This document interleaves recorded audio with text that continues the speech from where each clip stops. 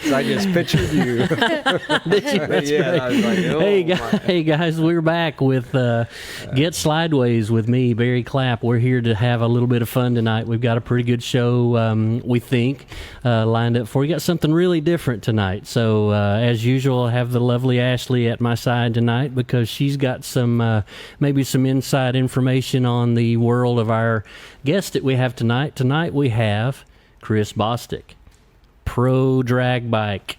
I mean, badass, fast, crazy, a little bit of everything. a little crazy for sure. Little crazy. nuts. And my beautiful wife is with the us. lovely Terry is with us as well Thank to you. shed some light on what it's like to be the wife of said crazy drag bike guy. So, man, Oh boy. we so let me give you a little background here. Here's Be how nice. I know, right? Take it easy. I made notes. Take it. I'm not. You think I'm kidding? I really did. So take it. We'll take it easy on us now. So you guys, I met Chris. I got a call from a friend, mutual friend, that he needed a hauler wrapped. And if you follow my Graphic Effects Facebook page and Instagram, you saw the big hauler that we did. Chris had recently picked up a new sponsor, The Surf. I certainly did. Yeah. For his, excited to have them on board for with us his- for the rest of the year. It's going to be Oh, pretty that's cool. so Oh rad. yeah, isn't that Fantastic. cool? Congratulations. That's Yeah. right. Yeah, thank We you. all know how hard it is to get a sponsor and keep a Really sponsor and all that is, good yeah. stuff. So let's talk about it, man. Tell us Sure. about how in the world did you get started racing drag bikes?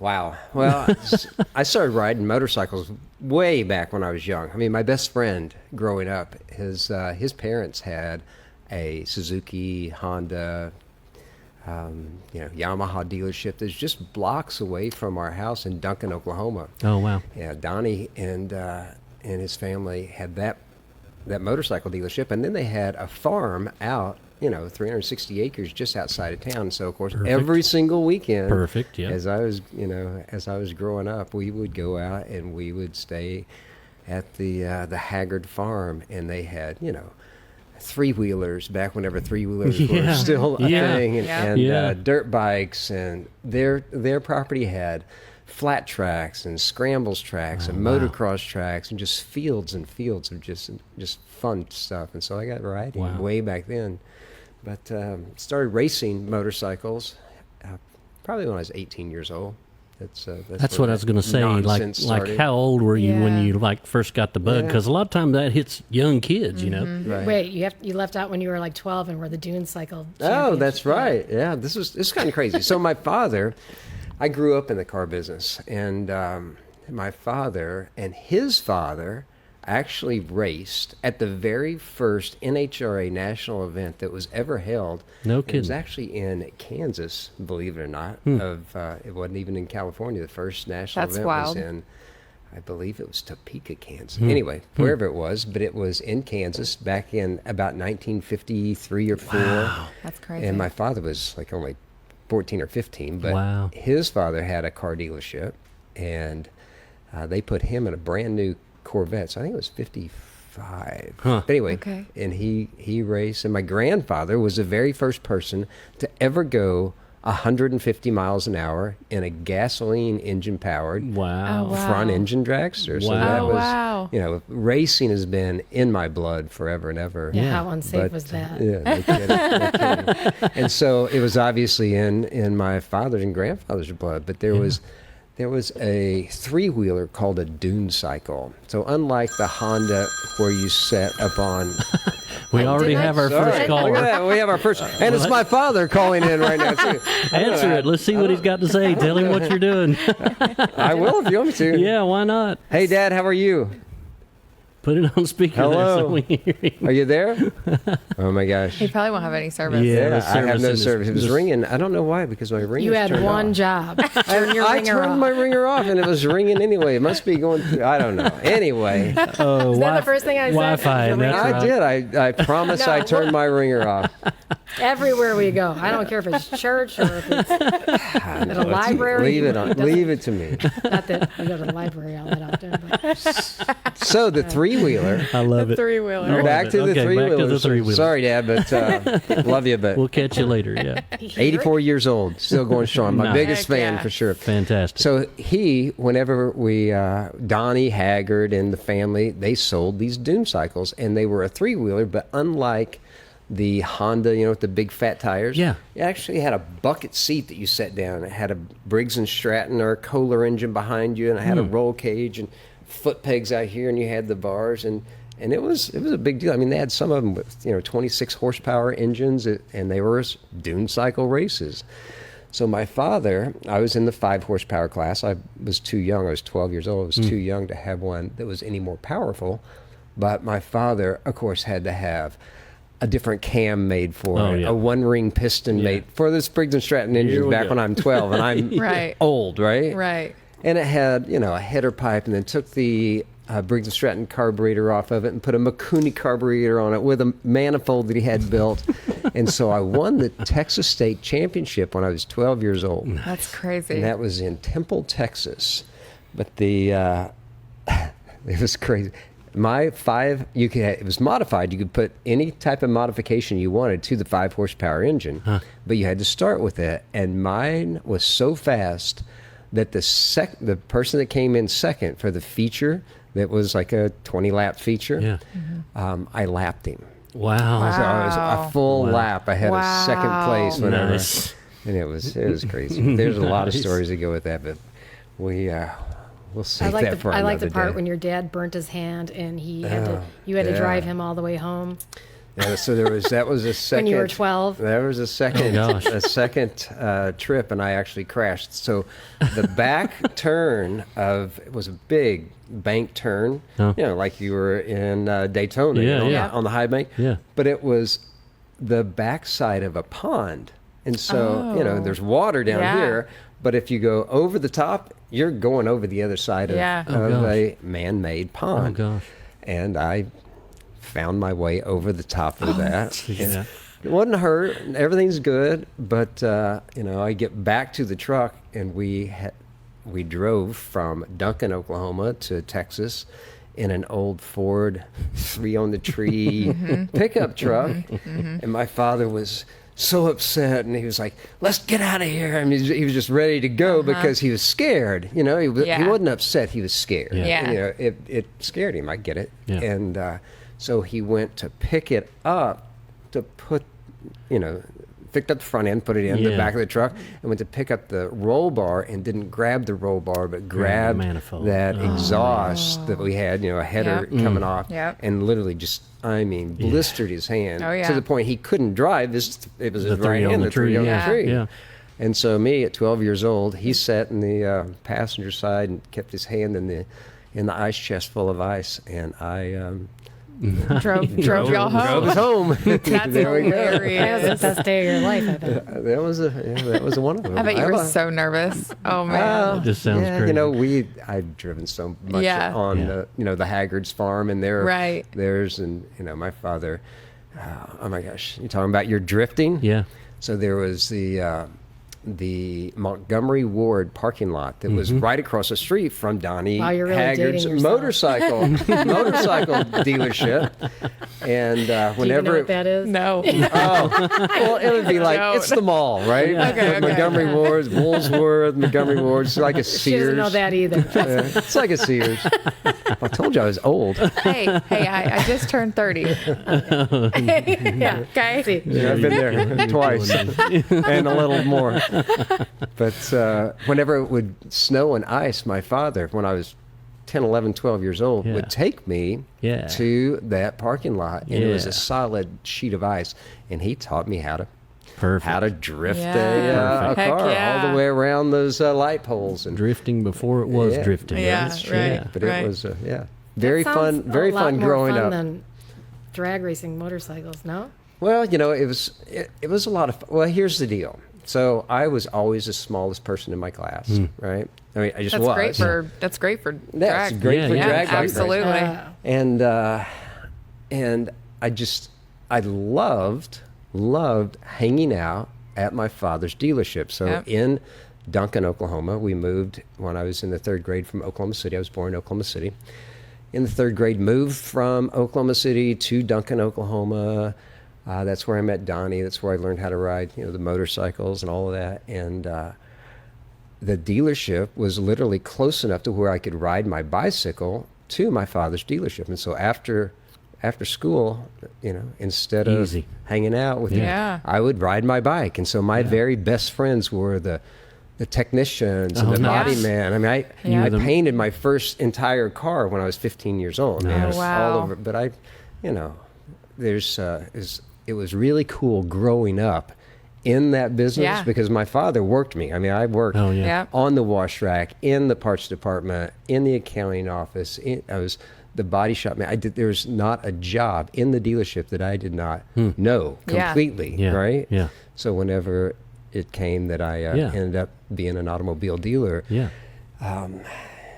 you You can't are- smoke me. you I already have knew a that. I have a service Yeah. manager say, "Oh, well, you can't do that," or a used car manager that tries to tell me how Yeah. they can or can't do You already something. know I say, that. "Yeah, well, Yeah. yeah, sorry, buddy, but you can't. You Yeah. can shine on somebody else, but you can't Yeah. shine that on me." How long were Been there, you done in the it. dealership world? I grew up in. I mean, my Well, your own dealerships. 2004, and then I retired in 2019. Oh, okay. Yeah, Oh, wow. the end of 18. Yeah. Okay. Sold the 3 stores. Yeah. Nice. And retired. And that's where it got interesting. And that's where Well, work really started. Let's Yeah. don't go there yet. Let's Okay. let's back up a little bit because I want to know, like you're talking about these carts and these dune cycles and all that stuff. What Sure. made you decide you wanted to drag race these motorcycles? Like, how did that come about? No, that's a very good question. So, growing up there on the farm, I loved motocross, and so motocross Yeah. was really cool. That seems like the natural progression is to Yeah. get into Yeah. the dirt bikes and the So, jumping and dirt the bikes dirt and all that wheelies stuff. and jumping, Yeah. anything. I mean, we would jump each other. Yeah, absolutely. People would lay down on the ground. We would Absolutely. jump each. It was crazy, but so after I was small, and so I really wasn't big enough to throw a dirt bike around. Right. Once I got Oh. onto a bigger bike, Like a big Right. 250 And or 500 or something, so a big bike. I started racing flat track, and I liked it because shorter bike, smaller bike, kind of like our Yep. drag bikes Yep. now. It was smaller, not as many jumps. Whenever you crash, it didn't hurt quite as bad. Right. And so just as time progressed, we it was motocross, and then it was scrambles track, and it was flat track, and then I never did get into road racing. I don't know why, but didn't get into road racing. But then eventually, a good friend of mine, still a friend of mine now, that is racing at the next race. He's running a Top Fuel drag bike in Chicago when we go to Chicago here in Wow. a couple weeks.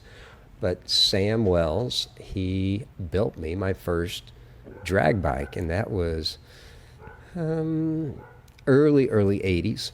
Okay. Oh, wow. And there was a drag strip not far from the house, and I would go, and my good friend Glenn Snedeker, that I still talk to. Matter of fact, I talked to him earlier today. That was, he and I were like buddies, and that's where we first would race our bikes. And I thought that, man, I need to go faster. I need to go faster. Yeah, I need always. to go faster. Always. Yeah. Yeah, Always. First time I crashed was I thought that I could. I'm 10 feet tall and bulletproof, and Yeah. I've done a whole Yeah. lot of stupid things in my life. Yep. But crawling on top of a nitro blown funny bike with 1,000 horsepower, and I was maybe 110 pounds at the Yeah. time. Whoa, yeah. So How much a bike weigh at that? 1,000 horsepower. How much that motorcycle that weigh? motorcycle probably didn't weigh more than about 800 pounds. To where the motorcycle that we're racing now has to weigh 645 pounds, motorcycle and rider. So Oh, because gosh, and really? rider. Okay. so it's the minimum weight for our class. Okay. So because of my size, Yeah. I have to add about 53 pounds of weight to the Wow. motorcycle just so we're legal. Yeah. Yeah. But that's perfect, though, because but that that's way you good. can be the Yeah. minimum and Yeah, and well, that's good because we do have to add that weight. you put it We wherever can you put want it wherever we want it. So we were Absolutely. able to tune the chassis Yep. That's right.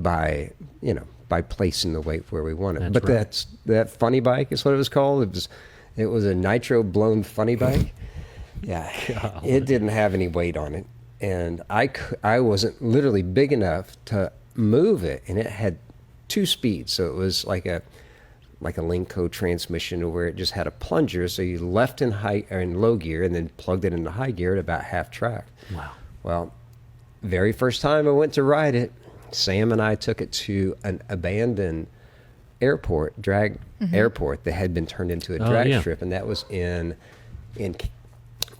Kansas, just north of Oklahoma, and we got the keys from the guy that owned the place. There was no ambulance. There was no anybody there. No safety, nothing. It was Sam, myself, and my brother David. Y'all lock up when you leave. Yeah, that's exactly the way it was.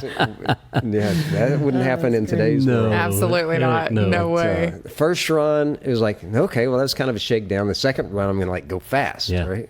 So I leave the starting line, and it, of course, carries the front wheel. And it will almost the whole way. And as soon as you plug into high gear, it touched down just for a second. But where it touched, there was a crack in the airport runway. And the front wheel touched in that crack and started a high-speed wobble. Next thing I know, the motorcycle is going up, and I'm looking at the ground. All of a sudden, I'm sliding on my back, and the motorcycle is coming down. It hits on one side of me and bounces over and hits on the other side of me, and I slide through the end of the quarter mile on my back, and I have a time slip stuck in my toolbox at 178 miles an hour, but no motorcycle. Sliding on your back. That's crazy. Golly. Yeah, that's the first Of all the stories I've heard from you, like a million times, I don't think I've ever heard that one. Wow. Really? Yeah, because you weren't the hero in the end. Oh, no, you did not. I don't know about that why I that. didn't hear that? I mean, I don't need new stories. I need new friends. No kidding. 178 on your back. I mean, never that's told me pretty, that. That's pretty strong. I mean, That's crazy. Because the fastest you've ever gone is 199. Is that? I think I been read that. 199 and change. Yep, Okay. just under. I've been over 200 miles an hour, but at a drag strip, there is a gate basically as you enter into the finish line, and so it takes you break a beam, an infrared beam, and then you break a second infrared beam at the finish line, and the computer calculates how fast it took you to trip the first beam and the second beam, and you don't shut it off at the second beam and hit your brakes. You carry the wide open throttle for a tenth of a second. Past the finish line to make sure that you didn't shut off too early. Yeah. But so 199.7 was my fastest recorded time. So I was going at least 6 seconds? 200 and Wasn't that 6 seconds? 6.79. That's crazy. That's so crazy. That's crazy. And you're shifting. I mean, that silly motorcycle, you go through all 6 gears. Leave at 7,000 RPM. Wild. Leave at 7,000 RPM. Yeah. Wide open throttle on the rev limiter. Throw the clutch. Never back off. Look for your shift light. And shift light, shift. Shift light, shift. Right. And you push that button 5 times, and you're right at 14,000 RPM as you cross the finish line. That's crazy. Wow. That's crazy. Yeah. wow, that's crazy. it's That is rough. really nuts. Yeah. It's a How's your rough back? Yeah. Like I see those, I good. see how you launch and that thing hits you in the butt. And you're bent over that thing, and how's that? No, Golly. it's you actually practice and you train yourself to leave with the motorcycle. Kind of because, lean into it. And Yeah, if it's one wide open throttle and then it's called a lunge. If you lunge with the bike, you'll have a better 60 foot. And I've had one of the best 60 foots over the last couple of years. Top. They give you incremental sheets, and it shows you your 60 foot and your 330 and your 660 and how your back half speed. And I've always been consistently top 2, 3, 4, 5. foot on the pegs, kind of lean up there and use your legs a little bit you absorb the. I leave with my heels on the peg. Yeah. And so as I lunge, I push on the peg to push myself forward into it so you don't get the bike going. Because you don't want it to hit you, because if it hits you, it slows itself down. So if you're moving with it, is what makes the... Wow. What makes it go better. That is really wild. Well, listen, guys, we're already at the first 20-minute break. I told you it would go by fast. See, it's amazing, right? So don't go away. We've got a lot more with Chris Bostick and the whole gang here. We'll just keep it going. We'll be right back. Dream realized today, guys. We spent all day today testing drifting at the sinkhole at the NCM, the National Corvette Museum road course. Myself and Wesley Cloud made several tandem runs, several single pass runs, and as far as we can tell, we've stayed underneath their sound ordinance deal. We've simulated runs where we ran a few seconds apart, 30 seconds apart, whatnot, like you do when you're sitting in line. And everybody up here is really happy right now. And let me tell you, we're going to show you some footage here in a minute. This is the best place to drift on the East Coast, bar none.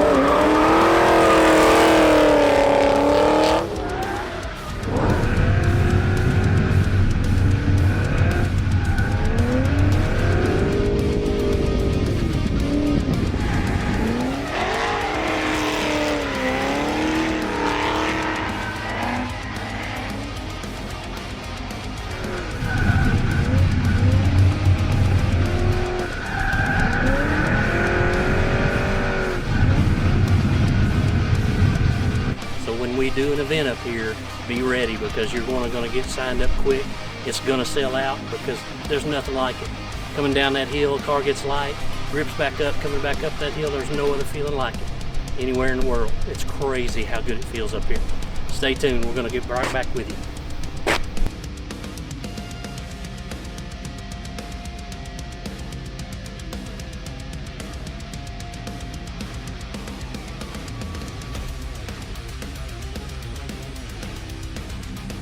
Guys, welcome back. Get Slydewayz with me, Barry Clapp. We have the lovely Ashley in the house. We have the lovely Terry in the house. Hello. And we have the great pro drag bike racer, Chris Bostick. Great in his own mind.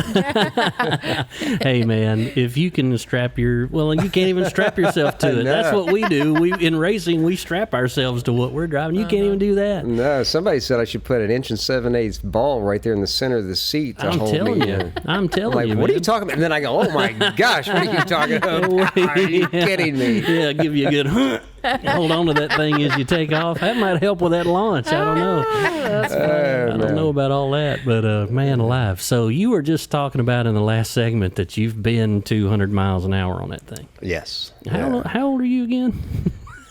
Yeah, how old are you again? You don't have to answer that. No, It just blows my Did you mind. see that look he gave? Like, Yeah. oh, I know, like, whoops. Like, That's a strong will she question. stay with me if I actually tell her? I see him she's- winking over at you. Like, If that's a secret, we don't have to 15 go years down that younger. road. No, I'll Okay. tell you. So for my 60th birthday, which Yeah. is going to be 5 years ago this September, Wow. is how I got back into racing after I retired from Wow. the car business. Wow. And so I wanted to see if I could still do it. Yeah. Just Heck go yeah. rent a bike from Yeah. somebody else, a professional team. and out I there. wasn't happy about it. Yeah. just so No? you know. No. Who'd you rent from? Whose From bike was it? Greg Underdahl and Gary Stouffer. Karen Stouffer is a fantastic lady. Has won many national events Okay. and just a good all-around person, one of Terry's Oh yeah. best friends. She's awesome. Yeah. But they had an extra bike, and Okay. so I flew to Minneapolis, Minnesota, to our Brainerd, Minnesota. Where is it? I don't know. I blacked it out. It was somewhere in Minnesota, way up there where it's cool. And I was relicensed. Okay. This was supposed to be for one race, just his birthday. How hard is it to get licensed? Oh yeah, just to get. You have to have 2 other people that currently hold a NHRA professional license. And at vouch the for you, track, basically, right? And the track owner that's an NHRA Dang. sanctioned track. And they have to see you do 6 runs, I believe. Okay. I believe it's 6 runs. So a 60-foot, and then a 330, and then a half track, and then 2 full passes. And Is it at one time? Is It's- all of these runs at one time? It was over a 2-day period. Okay. And so it takes quite a bit of time between rounds. You actually have to service the clutch. And it's Yeah. an hour and a half, 2 hours to get a motorcycle after it makes a pass to get it ready to turn around and Yeah. redo it. Except for Heck race yeah. day, then you have to do it in 55 minutes or you're not going to make the next round. Absolutely. Absolutely. But yeah, we rented the bike and went to the U.S. Nationals. U.S. Nationals is the biggest race. It's called the Big Go. It's the biggest race of the year each year. And so that was in September of 2019. Yeah. And so that was my birthday present. We were going to do. We were just That going was to go it. do that One one race just and for the then- fun of it. And then we were going to go retire Yeah, and and travel then the country and see enjoy the ourselves. Grand Canyon. We see it as You kind of are. As you drive by. Yeah, no joke. We stopped for 5 minutes. we didn't stop. We stopped. Yeah, you're like, well, this is it. You ready to go? I'm like, oh, okay. Sure. Okay. On to the next track. Yeah. Do most like drag bikes, are they mostly, I don't know if I can say this, are they mostly Suzukis? There's 2 different basic not classes, but there's 2 different what you would select. So Okay. I selected, just because I've always been a Suzuki guy, I Yeah. select the inline 4-cylinder. So the only manufacturer that's out there that makes inline 4-cylinder is Suzuki. So Okay. there's, Yamaha makes a 4-cylinder, Kawasaki and all, but the only ones that are competitive in NHRA are the Suzukis. And then they have a V-twin, like a Harley, and they're very, very competitive as well, because there's parity in the class to make both of them comparable as far as the speed. Some of the differences that they have is that the V-twin right now only has to weigh 625 pounds to our 640 pounds. Oh, wow. But that's not the biggest thing. Okay. The biggest thing is that we are 113 cubic inches. And 113 cubic inches is like a 1855 cc. So it's a big, 4-cylinder Suzuki that makes 400 horsepower. And it's on racing gasoline. Yeah. No nitrous, no turbo. It's just straight horsepower fuel injected. So we're 113 cubic inches, where the V-twin is 160 cubic inches. Oh, wow. So they have like a 5 1/4 inch piston. Their pistons are like Yeah. this, where we have 4 little guys like this. Yeah. They rev to only about 10,200 RPM at their shift point, where we are shifting at 13,005 or Right. higher. Now, I really like riding the V-twin. It's, to me, not to talk down to anybody else, but to me, they're a little more forgiving. You can miss a shift point by, if you, so say you wanted to, that your crew chief said, shift it at 10,000 RPM, and you have a shift light that comes on before 10,000, so by the time your eyes see the shift light, your eyes tell your brain, hey, the light's on, your brain Right. tells, your arm, push the button because the light's on. That takes me, I have to have the light set on a Suzuki about 900 RPM prior to where Oh, wow. Okay. So as soon as it comes on, I shift, but 900 additional RPMs have increased as it's happening. That's how fast they rev. Wow.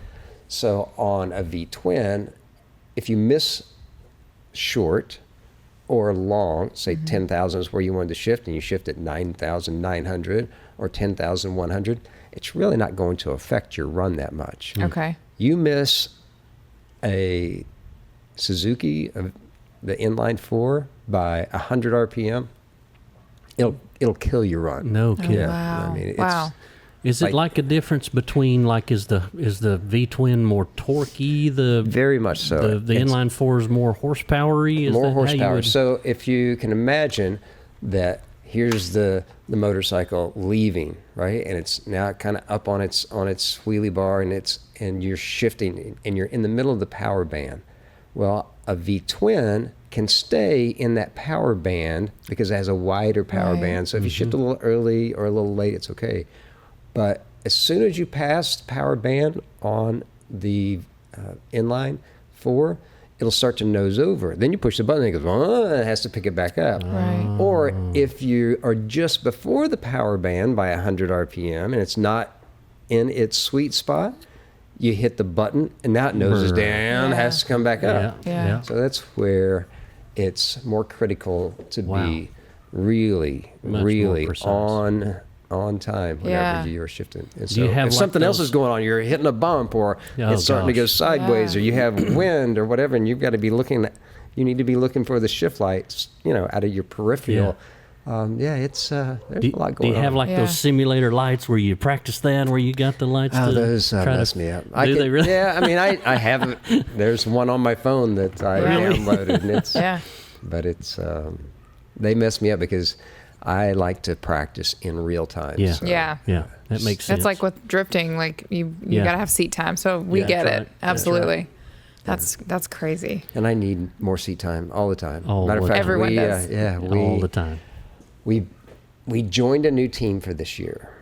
Okay. And that's really one of the big things that is different this year than the prior 3 years that we've been at. That's here. right. The White Alligator. White Alligator Racing. It's called, acronym is WAR. War. Okay. White Alligator Racing Nice. was founded by Jerry Savoie out of Louisiana, out of Makes sense. Cut then. Off. I think the name of the place that he's from is Cut Off, Louisiana. Okay. And Jerry, the name of his company, White Alligator Racing, Jerry raises alligators. He's an Nice. alligator farmer. Oh, how fun. That's I awesome. mean, crazy. Matter of fact, he was on, what was that? Dirty Jobs with. Oh, yeah. Okay. Yeah, Mike Rowe. I Oh, think. Yeah. no kidding. Yeah. That's cool. Yeah. An alligator bit him while he was. No kidding. Yeah. They flipped Unbelievable. over one of the Airboats. airboats while they were out. All of their camera. Said Oh, they my lost about gosh. $100,000 worth of equipment in the swamp. Oh my God. Yeah. Oh, absolutely. Oh, how terrible. He has the best story. Wow. But Jerry and I are same age, about the same build and so forth. And Jerry has won a championship with the White Alligator Racing Nice. team. But, excuse me.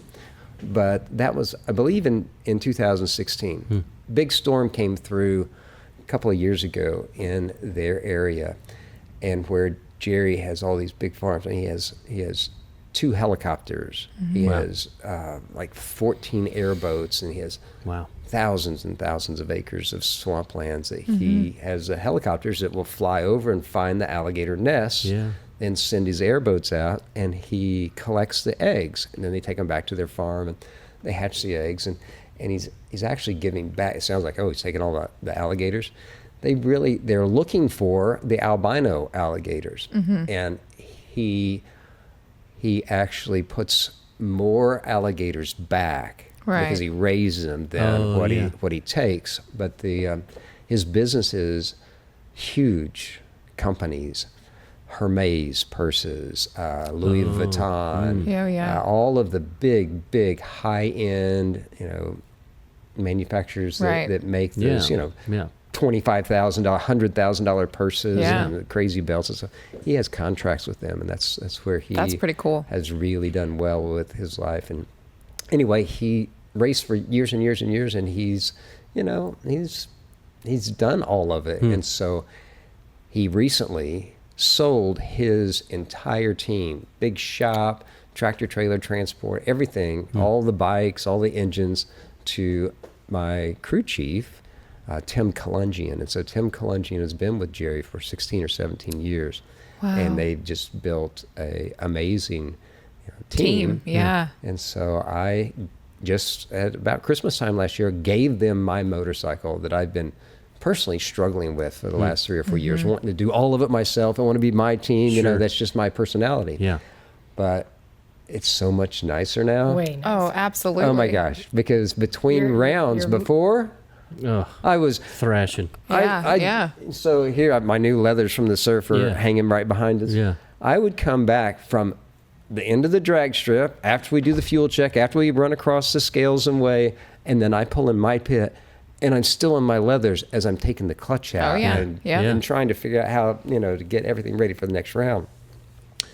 Mr. Colungian said, "Listen, Chris," he said, "our team is like a 3-piece pie. Yeah. I'm the crew chief, and I'm going to make all the decisions. Yeah. And I'm not going to be perfect every time, but they're my decisions, and that's my job. So let me Yeah. do my job." Yeah. And I have 2 of the most amazing guys. Rick and Chris are the 2 technicians that are they're unbelievable technicians that work only on my motorcycle. And so whenever I pull back into the pit, I literally step off of it and they grab it from me Yep. and it goes back and they are like a ballet. It's Yeah. it's unbelievable. It's art the way that Yeah. they take care and service that motorcycle between rounds. And Tim said, "That's their piece of the Yeah. pie. Yeah. He said, don't let me catch you touching that motorcycle." Yeah. Get Yeah. out of the way. He Yeah. said, "That's Yeah. their job. Yep.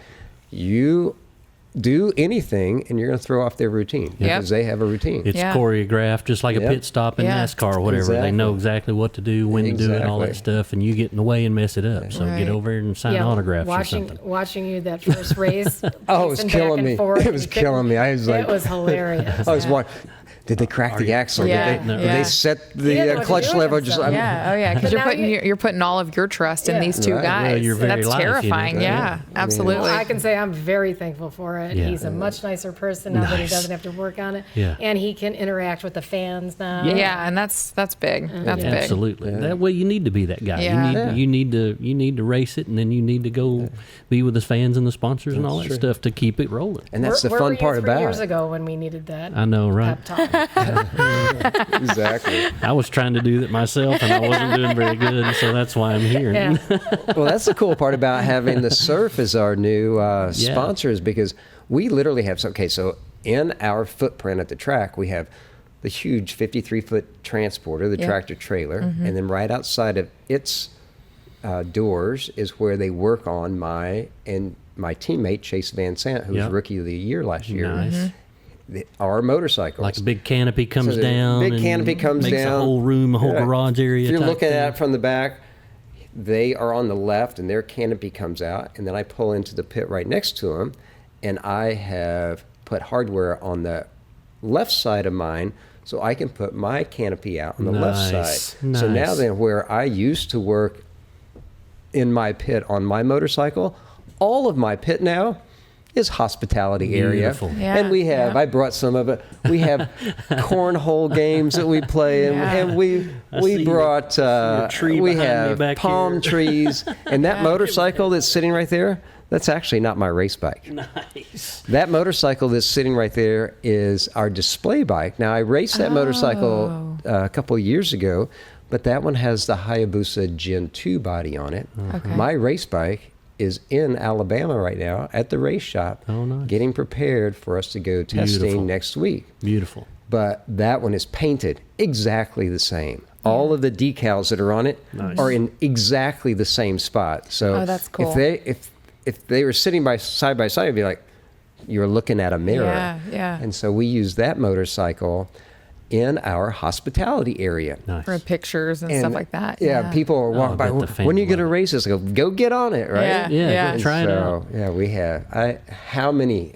Hundreds. Yeah. Oh, Literally. yeah. Yeah. This past weekend, between Thursday, Friday, Saturday, Sunday, I bet we had at least 200 people that sat on the motorcycle. Nice. Yeah. And, got my pitch on here's how Yeah. you do it, and here's where you sit, and here's how you transition from the front seat to the back seat as you shift gears and get tucked and all That's that great stuff. marketing. No, Holy it's- cow, it's that's fun. fantastic. It's Yeah. fun. It's Yeah, fun. and they Just- get a frisbee on the way out. and they get a frisbee on the way Yes, out. check and there's that out. all Yeah, kinds of that's stuff. super cool. That's super cool. that's I bet groovy. I kids like love that. that. Oh, That's yeah. fun. Yeah. Yeah. What's your favorite track? Well, I think my favorite track has to be Gainesville, just because I lived in Florida for so long, so it feels like home. Yeah. The Indianapolis track is one of my favorite tracks. It's a little bit rougher as far as the track surface, but that's where the biggest race of the year is, and that is the only race that I've ever made it to the finals. Oh, So it's like a little close piece of your heart. Yeah, little home track action Yeah. there. But there's a bunch of tracks that are really cool. And fortunately, I just got a message from Tim on my way here that we have a gentleman in a little town out by Bristol, Johnson City, Yeah. that is making some new brake rotors for our that'll be race cool. bike. Okay. Yeah, that are going to be a little better than what we have, which is good because there's some tracks that are coming up, Maple Grove, and there's the out in California. Yeah. Whenever we're in California, Pretty short. those tracks are so short. Wow. It's like almost every time we go race there, one of the motorcycles end up in it, and I just my biggest Yeah. fear is going into the sand. Matter of fact, to the point that I've actually invested a whole lot of money and time, and I've developed with Sam Wells. I told you about Yeah. that built my first bike. Yeah. He and Stroud Parachute Company out of nice. Oklahoma City, we've designed and I've tested a parachute on a Pro Stock motorcycle, and they work great, but NHRA will not let me run it because some of our other competitors feel like, well, what if you crossed over in front of me and I got tangled up in it and all that? Well, top fuel motorcycles that are going 250 miles an hour, They run them. they have for 20 years Yeah. run them and Yeah. never had a problem. Yeah. So anyway, Yeah. it's just, so brakes are good. People are afraid of nice. what's different, you know? Yeah. People are People afraid don't of like what's change. different. They don't Nope. like change, and Yeah. they're afraid of what's different. That's right. I can see that. Yeah, there was a couple of wrecks, a couple of bad wrecks. Kelly Klontz last year in California, and Angie Smith both had accidents last year that were over 190 miles an hour. That's crazy. And so this year, our race suit this year, we now have to have and should have always had a back brace that you wear under it. Wow, that's new. That's a new That's thing. new, Yeah, you yeah. would think Wow. You would think, that would be Really? normal. why wouldn't you? Yeah. Right. Holy cow! Yeah. And now then there has to be 3 layers of leather with Kevlar Yeah. between 2 of them. Wow. And so yeah, the safety is getting better. And I've worn a road race type of race boot for a long time. Most of the drivers prior to this year have worn the Simpson car driving shoes. Yeah. Oh, gosh. And it's just, I mean, There's nothing there. There's No, nothing to there's no protect your feet. protection, yeah. So the boot is mandatory for this year as well. Good. Good. It Yeah. should Good. be. It should be. Yeah, for sure. All right, guys. That's segment 2 already. 20 minutes goes by quick, man. I'm telling Bam. you. That's All we crazy, do huh? is tell a few stories and it's Wow. over with. So we're going to take a little short break, and we'll be right back with Chris Bostick, the drag bike king here, man. We'll be right back. Don't go away.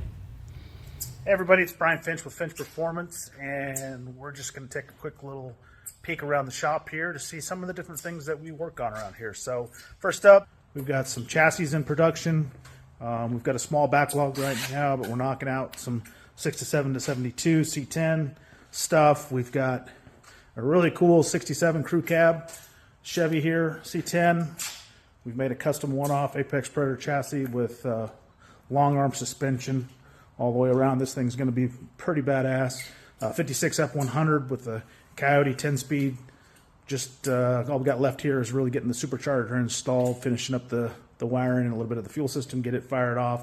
And then, of course, we're back on our Ferrari 308 custom project here with the LT5 engine and a Graziano 6-speed transaxle.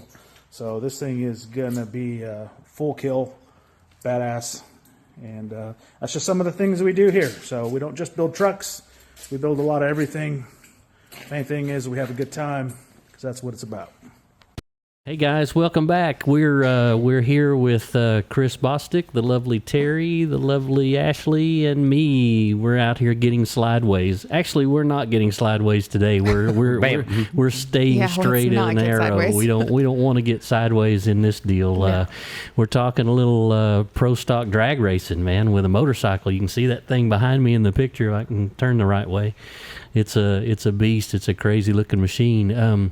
I wanted to get back to when, because you took a long break. You were racing for a long time, and then you had a job and a boss that said you were going to have to quit doing that if you're going to work for me or something. You were trying to tell me that story. Yeah, I started to tell you that story one day. I don't know, we got sidetracked or whatever, but I was living in Orlando, Florida, and I was working for a huge automotive group, the Greenway Automotive Group, and I was the finance director for that dealership. It was Dodge Chrysler Jeep. Wow. And the owner of the group, Carl Atkinson, really, really good guy. He's, I have to credit him for pretty much the success a lot of the success, at least the opportunity that he gave me. Yeah. You should And probably put his name on that bike. I know, right? So we just opened the Dodge Chrysler Jeep dealership that was a twin floor plan of the Ford. So it's Greenway Ford and then the Dodge Chrysler Jeep, and it's on 74 acres. And Wow. every square inch of that was service departments or used car. I mean, 170 bays in the service department for the Ford store. Wow. A crazy. separate get ready department. But I was hired to run the finance department for the Dodge Chrysler Jeep. Very important job. That's just, I mean, my forte in the car business is, marketing, Handling the money. and then getting the deals done, just, being able to, I mean, anybody can sell a car to somebody. Yeah. Truly. But unless a bank is going to pick up that note and fund the deal, then you have nothing. Yeah. And so that was truly my forte. Well, there was an opportunity for Mr. Atkinson and his business partner, Frank Rodriguez, to buy 2 automobile dealerships here in Nashville, Tennessee. And so I was doing obviously a pretty good job for him there at the dealership. And it was about 2 years after they opened the dealership that they had the opportunity to acquire these dealerships here. He actually bought 3 of them at the same time, but the third one was in Palm Beach down in Florida. So it was 3 dealerships owned by the same guy. They bought them, and they had to have somebody to run them, because obviously they can't run Tennessee dealerships from. Right. And so myself and another gentleman that had worked at the Ford store got the nod and said, hey, would you like to buy a 25% of these stores? And so I was given the opportunity. And Mr. Rodriguez said, Chris, he says,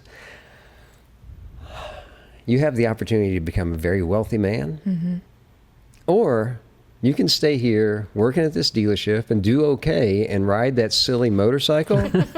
But if you're going to go and be my dealer partner at this dealership, this new car dealership in Nashville, Tennessee, he said, you're going to have to make a decision that you're not going to, more racing. I am not going to invest in you and have the liability of you getting hurt on that motorcycle. And so I made the right decision, and this was in 2004, and I sold everything. I mean, I was a horrible spectator. I wouldn't even watch it on television. I get that. Everything was sold. I sold everything, and so for years I grew the business. We did really well. The gentleman that they brought in to run the second dealership, they made a change in the management there, and then that didn't work out so well, and I was given the opportunity to buy the second dealership. Oh, nice. And so I acquired that, and then a year or so later, the manufacturer gave us what they call an open point, where they just give you a third franchise for this location. You just go find a building. So you don't have to buy, you don't have to pay millions of dollars for the franchise. It's because you don't buy them from the factory. You're given a open point. And so then I had all 3 of the dealerships here in Nashville, and we were selling an average of about 600 cars a month. Wow. For many, many years. Yeah. Each store was selling an average of about 200 each. Yeah. And so, I mean, we did all kinds of things. Like I had the Kia copter, I had the Sky 5 Yeah. helicopter, and we did the, be careful what you ask for, because it might just come true. Right. The lady that was my account representative for Channel 5, they kept talking about wanting to have a breaking news Yeah. and a traffic, helicopter. Well, the Meredith Corporation, which was the parent company for them, wouldn't allow it. Anyway, we figured out a way that I could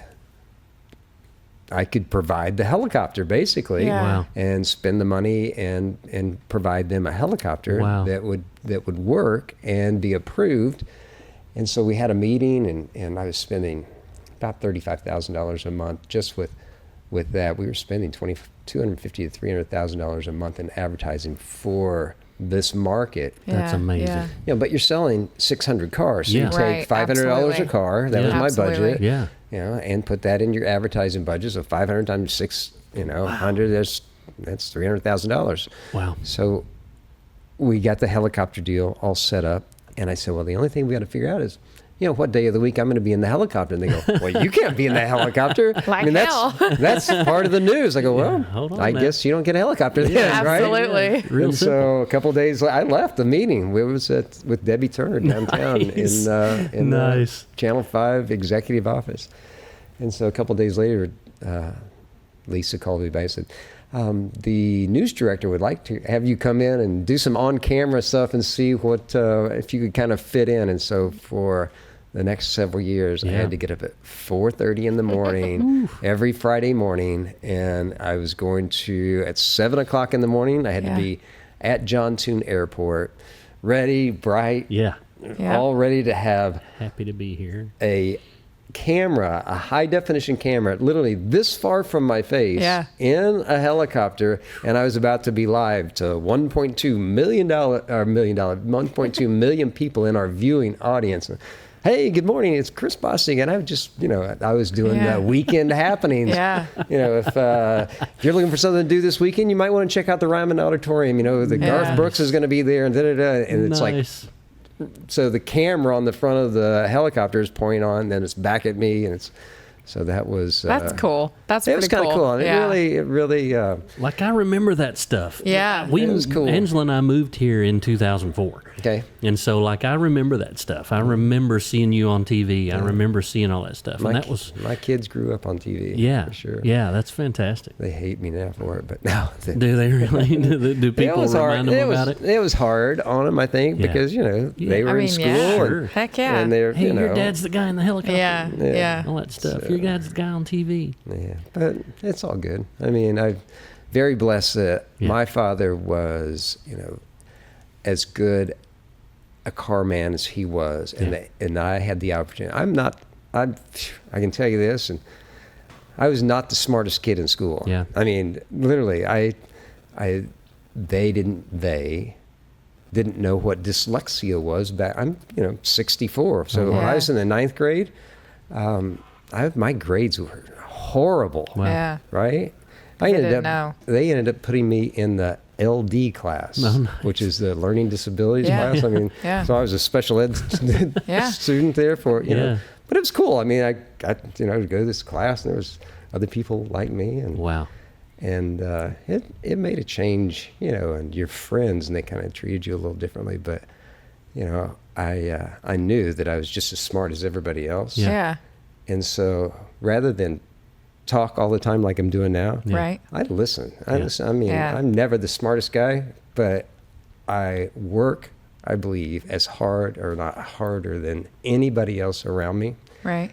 And I watch and I listen, and I make a whole bunch of mistakes, and I've paid some, big dues for mistakes I've made, but they've made me the person that I am now. And I That's how truly, that's and how there's a you few learn. things that That's I would right. change, but there's very few things that I would change. I'm very lucky, very blessed. Just wouldn't have, Terry if some of the things that just life didn't happen. Yeah. I mean, Yeah. Terry's, she's having to pay her penance. Yeah. She's stuck with me. I don't know what she did wrong in her young age where to did end you up. mess up? Yeah, I can That's your remember when I karma. first met her, and we've been together. Wow, we said our wedding vows 7 years ago last Friday in Wow. Hawaii, wow. Oh, Congratulations. Yeah, congratulations. and we have been together for 12 years or so. It'll be 11 next month. Really, it wow. seems like about 5 minutes underwater. Wow. I'm just kidding. For me. No, but I can remember the very first conversation that we had sitting on the couch in the houseboat, and we were talking about this and that, and somehow racing came up. Yeah. And what was it you said about, you're done with that, aren't you? Or, Did you know that he even used to race when you met him or any of that stuff? I mean, I met him at the Percy Priest Lake 11 years ago. I was looking to buy a boat. And Okay, he and he had the definitely big had the houseboat. nicest houseboat I've ever seen. And I would drive by it and look up wow, Be can like, you man. imagine hanging out on this thing? Yeah. Well, I was looking, a friend of mine was helping me find a boat, and he kept walking by, and one day he stopped, and I had him look at this boat that I was looking at, and he's like, well, do you want to come see my boat? And Heck yeah, I do. Yeah, I'm like, yeah. And I kicked my friend, and I said, you better come with me. Don't leave me with him. cost me a 6-pack of Miller to get that guy to leave my boat. True story. True story. I love it. That's great. Come on, man. You that's got to great. go. I got a shot here. Come on. Well, I was an Shark in my NHRA drag race fan, and I used to watch. I'd record it every weekend, and I'd watch it. Nice. And he told me that he used to Her race. ex-boyfriend, right? Is that what you said? Well, yeah, he used to record it, and we would watch it all Oh, the yeah. time. But I didn't really watch the bikes. I liked watching the cars. Yeah. But there was two people that I would stop and watch the cars or the bikes, and it was Antron Brown Right. and Angel Sampay. And he said that I'm like, do you know Antron Brown? And he's like, do I know Antron Brown? And he held up his phone. I'm like, you have Antron Brown's phone number? I got his And phone number. You do.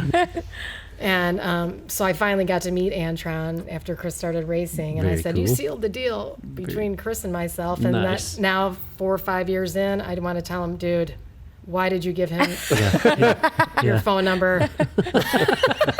It's your fault. I'm stuck at this racetrack. I love that. That's so funny. I love stories like that. I love that. Do you ride outside of drag? I have about a year and a half. I bought a brand new Harley, the Street The Street Glide? Glide, Yeah. right? Yeah.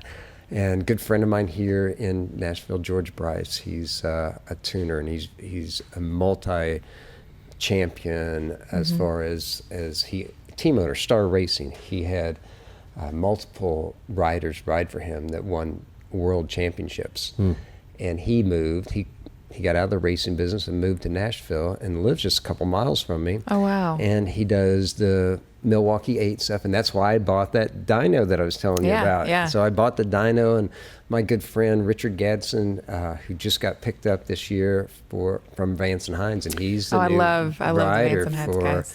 Yeah, so Gage Herrera won the championship last year, and Yeah. Eddie Craywick, who is a great guy, he stepped off of the motorcycle after years and years and many championships that he won.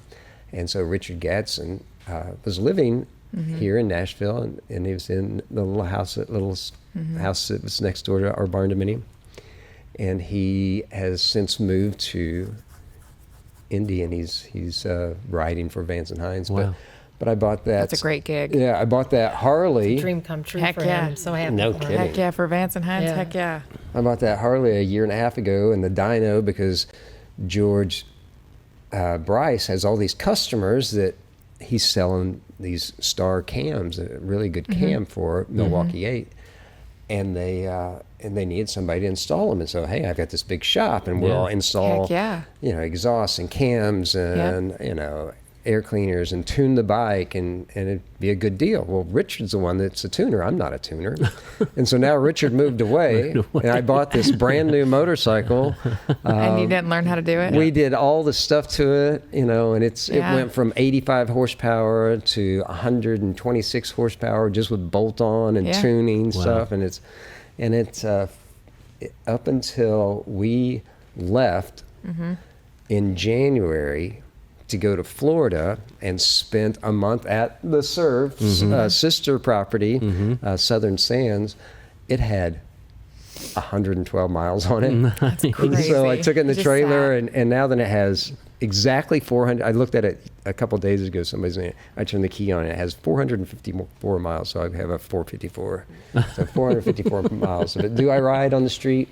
Very rarely. I mean, it's just. I don't trust people. I can't can't do it. Yeah, it's just. I can't do it. I have a motorcycle that we built in like 2002 or 3, right before moving to Nashville. It's a really cool custom chopper, and it sits In the barn dough? loft. I saw that, in a okay. loft. I was wondering what that It's a piece of was. art. It's Yeah, really, really cool. absolutely. Won a award at the Bike and Boat Show downtown at the Civic Center, and it's but it I ride on the street? I do occasionally, Yeah. but I rather Rarely. not. Yeah. Rather not, because I crashed 2 years ago on April 7th. Was it April 7th? I think it was 3 years ago. Was it 3 years ago? I crashed at over 190 miles an hour. Oh, wait, and that was his. I'm Dark. not racing again. I'm done. Yeah, I'm Like, done. Okay, Yeah. good. That's liar.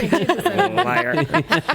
Well, but He was so done for 5 minutes. Yeah. But whenever you're on one of those, as long as you're on a drag strip, Yeah. that seat is 20 inches off the ground. You can fall off of a bar stool and not Yeah. kill yourself, right? Oh, Yeah. yeah. And 20 inches is a lot shorter than a bar stool. Yeah. So if you're going in a straight line and nobody runs across you and you don't hit a sudden impact and you're a projectile, you're going straight Yeah. for the most part, usually. You train yourself, or I always have, I don't know if everybody does, but I know that I train myself to where if I know I'm going down, and I've crashed 3 times in my life, and so mentally, when it's happening, I'm going to get away from the bike as quickly as I can, Yeah. and I'm going to lay as flat, like spread eagle, as flat as I can, because if you ball up and start tumbling, Yeah. that's Yeah. when everything's get broke. Yeah. Right? Yeah. And the flatter you are, that leather suit is your brakes. It's going to Yeah. stop you. Absolutely. So, luckily, thank God it's a wooden table. Yeah. I have never broken a bone, Wow. ever. crazy. Whether I'm motocross or whatever, so Yeah. I've never broken a bone. And I've had some really, bad spills, but some road rash and Are the- disappointment. I meant to ask you, are the leathers, do they have the airbags in them? I have the only 2 sets of drag race suits that have ever been made with airbags. Wow. And so Oh, wow. right after I crashed in Darlington at over 190 miles an hour, the company that builds my leathers, NJK Leathers out of California, they have a direct relationship with Alpine Stars. And Alpine Stars is who makes the airbag system for Oh, I didn't realize that. the road race guys and all the road race guys. Yeah. The fast road race. They have Yeah. them because Yeah, they yeah. crash. They're Yeah, gonna absolutely. crash. Absolutely. And the cool part about it is it has a little in the very back, like in the small of your back. It has what is about smaller than my phone. Yeah. It has a computer, and that computer has several different sensors. Right. Yaw, accelerometers, all kinds of different sensors that, because they have been using those airbag suits for so many years, it has it knows from the sensors that you are crashing. Yeah. Because every time that somebody with the suit goes down, they have to send it back to Alpine Star. And so That way they can study it. they R&D. study it. Yeah. It all goes Yeah. back Yeah. in, and they send it back in your suit, and it will, whenever it says, I'm in a crash. Like OnStar. It's OnStar on your exactly. back. It's 2 milliseconds. 2 milliseconds, it inflates Yep. 2 inches all the way around you, like you're the Michelin tire Yeah. man, right? Yeah. And it's pretty cool. But I had to sign a big waiver because they had never tested it on a drag bike, Right. and they didn't know that as soon as I accelerated, if the algorithms that are Yeah. in it would think that I just got hit from behind, Yeah, to yeah. cause and so I have 2 of those suits, and And have you ever used them? Good. Are you How- are you I've scared? never I've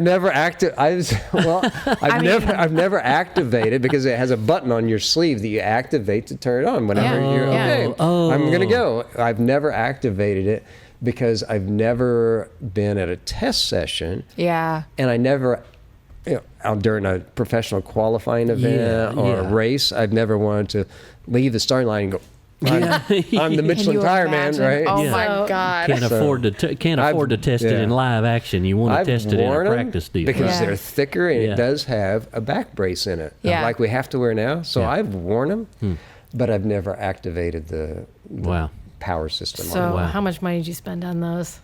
I have no independent recollection. I didn't think so. No independent recollection. I love that. That's a great answer. All right, guys, that's the end of this segment already. Again, we'll pick that up when we come back. I want to hear some more about that, so we will be right back.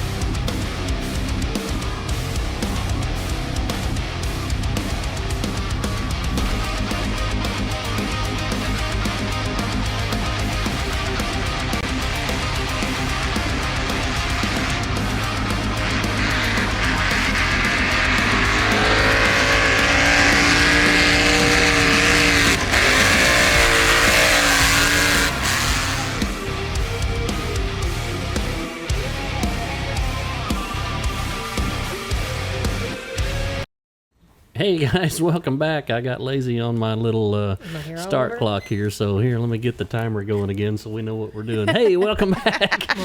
Y'all don't pay no attention to me. I get sidetracked. We're having too much fun off camera talking about this whole drag racing thing. So man, I've had a blast. So like, Yeah. Ashley, I wanted you to talk a little bit, because your dad is big into this whole drag racing thing, and we hadn't told Chris that yet, out in California, right? Right. So like I wouldn't say drag. He's more into like the motorcycle world as a total, because Okay. he's got a Gixxer 1000. He's got an MT10. He him and then Harley, of course, and then so him and my stepmom both have road glides, and they're big old bagger bikes, and Right. they love them, And I'm like, no, thank you. I don't want any part of that. But they love So it. do you have a motorcycle? Absolutely not. I know I will kill myself. Absolutely Can not. you ride? Do you know how to ride? I do, yes. Okay. I'm not good, but I can Right. do it. Right. I don't have balance, but it's there. That's but crazy. I'm terrified of everyone else, so that's why I would never ride on the road. So we have a young lady in our class, Gianna Evaristo.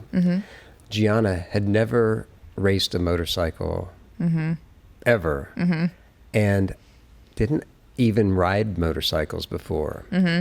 And she and I, at the same time, whenever I went to get relicensed, she was there at the getting her license, and she was gonna. So her father, Mike Salinas, who I know that name. huge Top Fuel car. Okay, His daughter okay. Jasmine Salinas just took his seat in his Top Fuel car. Okay. Doing an amazing job. Well, Gianna Evaristo, she decided that she's going to race pro stock motorcycles, and so her father hooked her up, and she, in the last 5 years, went from a little bit scared to watch her. Right. She's won a national event. Yeah. I mean, Oh, she's yeah. held up a Wally. Hell yeah, absolutely. Wow. She's So now proud. riding on. She has her own team, the Scrappers race team. Right. But she has Matt Smith Mm-hmm. as her crew chief. So she has Matt and Angie Smith. They're just Matt is a 6-time national champion, world champion, and he's brought her a long way. So it's cool to crazy. see. Whatever you decide to do in life. I mean, Oh so, yeah, because yeah. so my great uncle is Wes Cooley, if you've heard of that name. I haven't heard that. He was big in, I want to say it was the 60s. Was it the 60s? It was something like that. And then so there's that, and then my dad had his team with a guy named Curtis Adams. Okay. And he's won a lot at Laguna Seca. And then my dad specifically does tuning. And so the Moto America race that just happened, the Bagger Right. edition, he tuned the Indian bagger that won. Oh, wow. Yeah. And so That's very cool. It was very, very cool. And so and that track alone is extremely scary to watch. Sure. But it's so cool. I love Laguna. Have you guys ever No. been? No? No. Oh man, that is That's so the cool. corkscrew, the big downhill. Yes. Yeah, Crazy right. looking turn. It's That's so wild cool looking. to see. Right. It's so cool to see. And then there's Chuckwalla, which I've been to, and my dad loves riding out there because it's just they just free ride, and it's really cool if you guys ever go back out to California just to ride around. Sure. That's super fun. Sure. But I don't think I could ever do it. Well, that's cool. I mean, that your father is that yeah. deep into it. You have to Oh, be yeah. proud of that. I mean, he tuned the bike that won. Yeah. That's big time. That's Yeah. very cool. That means something, absolutely. Yeah. I have I want to go back. Whenever you were talking about the funny bikes, Yes. is it kind of like the hooligan bikes? Do you know what that is? Like in Moto America, where there's like no class. Is it like no class, no? Are they wide open? Or are they Yeah. like outlaw type? Funny bike. There's not even really a funny bike class anymore. Okay. So the funny bike is you have top fuel dragsters now, right? That are just a long, skinny dragster, and then you have the funny car.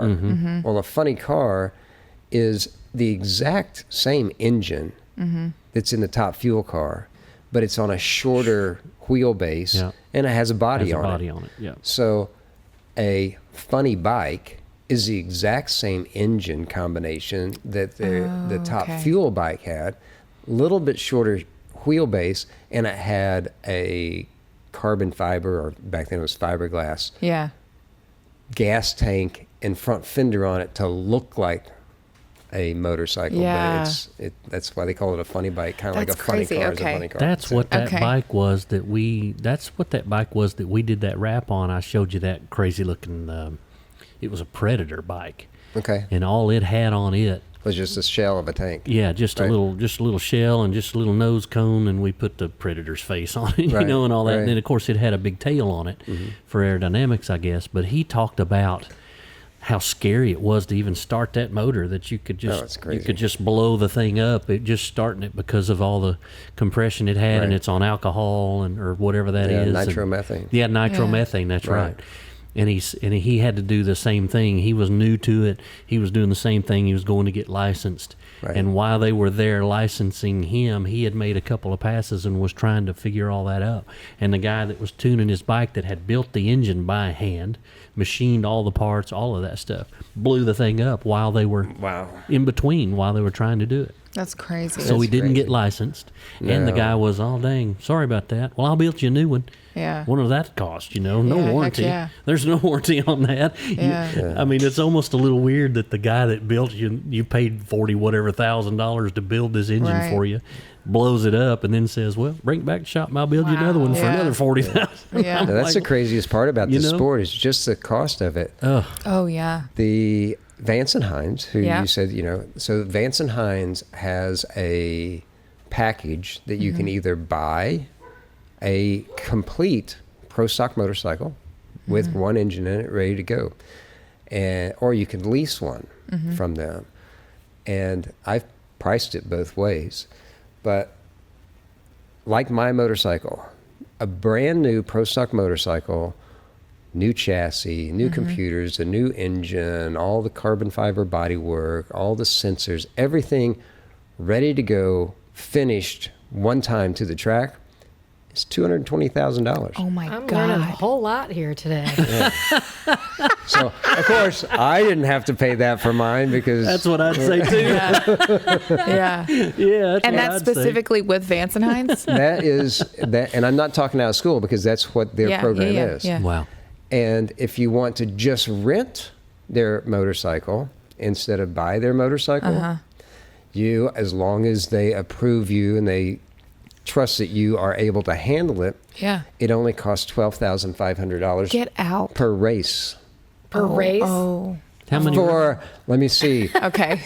24 seconds for qualifying, because if you run Yeah, 7 yeah. seconds times 2, that's 14 seconds on Friday, 14 seconds on Saturday, and then however many races that Per you race weekend, not per run or anything crazy. Per like race that. weekend. Okay, per Okay. race weekend. So how many race weekends are there?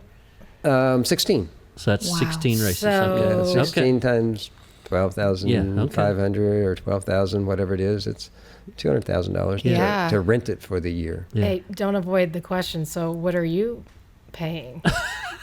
Probably nothing now that he's got the surf, right? Oh, I have the Yeah, surf. the surf's, Are you the kidding surf's me? paying for everything. I mean, Yeah. shoot, there's no big deal.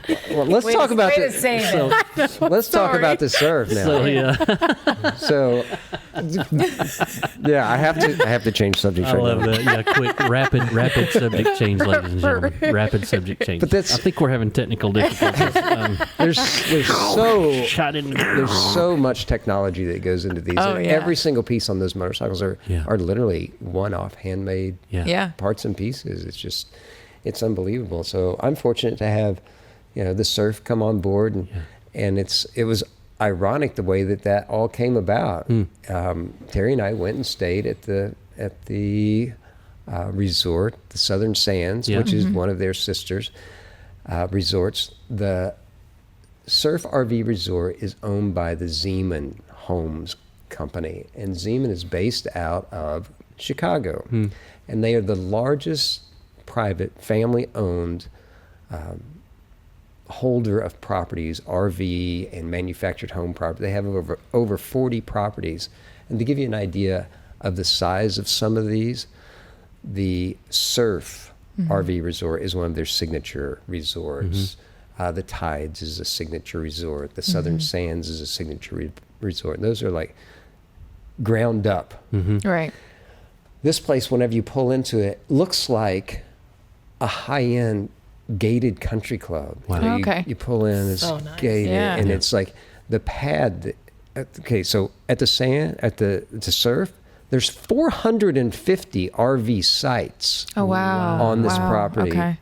and the place that you park your RV is all on brick pavers. Oh, and yeah. these amazing pools and Luxury, baby. clubhouse Yeah. and pickleball courts. Nice. It's a 55 and over community, and Terry's my niece whenever we go there. Sure, absolutely. Terry's a little Yeah, I'm younger almost than me. there. I'm pushing 50. Yeah, you'll be 50 in December.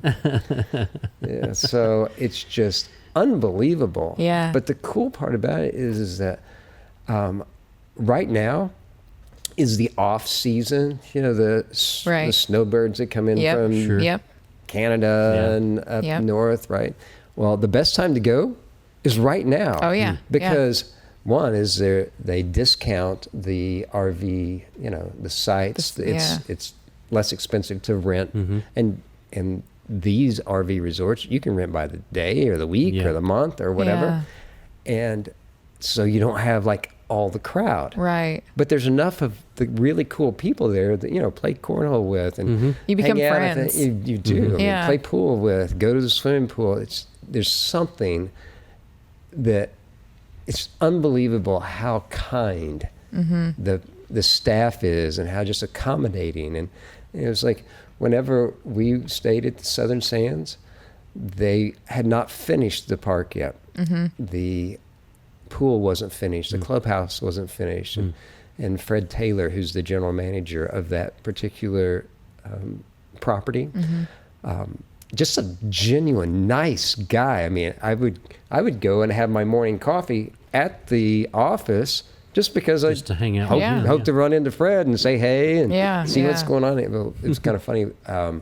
was talking to him, and he was explaining a little bit about the Zeman Group and how Mr. Zeman unfortunately lost his father when he was very young.